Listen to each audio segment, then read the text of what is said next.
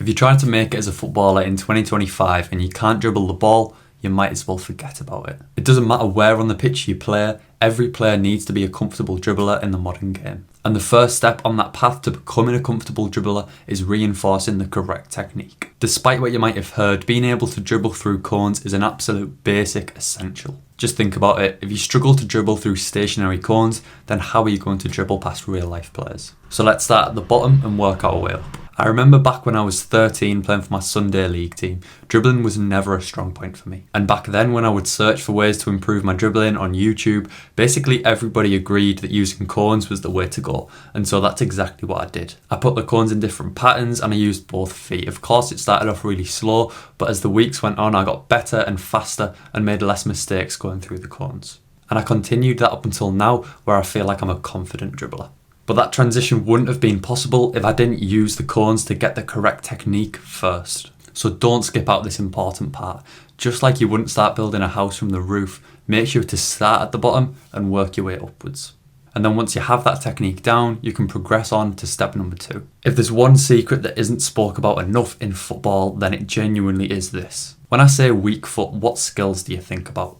Probably shooting, probably passing, and then maybe first touch. It's probably not very likely that you said dribbling. But what have I told you? It's the single biggest thing that you can work on to improve your dribbling. Let's think about what dribbling actually is. Dribbling is about using your instincts. When you're in a game, you don't really think about what you're doing, you just do the best option that you have available to you. So whether that's doing a ball roll or a step over, you just pick the best option that you have. But at the moment, you only have 50% of the options that you could have available to you. And that's because you can't perform the same skill moves you do with your strong foot on your weak foot. Not only does halving your options make your life a lot harder, it also makes the defender's life a lot easier because he always knows which side you're going to go. Trust me, when you can do a la croqueta or a step over, a ball roll with your weak foot the exact same way you can do it with your strong foot, you become impossible to tackle. Imagine trying to tackle an octopus with 8 legs and 8 options.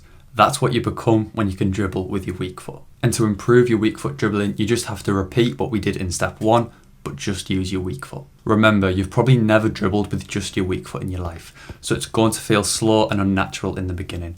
But just like you did with your strong foot, eventually you'll master that technique. And if you're really serious about improving your technique and reaching the professional level, then make sure to check out the first link in the description and we'll help you do exactly that. And the last piece to the dribbling puzzle is finding your skill moves. Being able to manipulate the ball and run with it is great, but to actually beat defenders, you're going to have to be able to do skill moves. And when I say skill moves, I don't mean rainbow flicks or El Tornados, I mean the simple, most effective ones. So step overs, ball rolls, body feints, la croquetas. These allow you to shift the ball quickly and therefore are perfect for getting away from defenders. You'll naturally find which skills are best to use in different scenarios the more that you practice running at defenders. It's then down to you to practice the moves that you find most effective for you outside of your team training by yourself. That's where you can really master a skill. For example, in a team training session, you might only get to do 4 or 5 step overs in an entire hour. But when training by yourself, you could practice the step over 100 or 200 times easily. You're getting 50 sessions worth of team training practice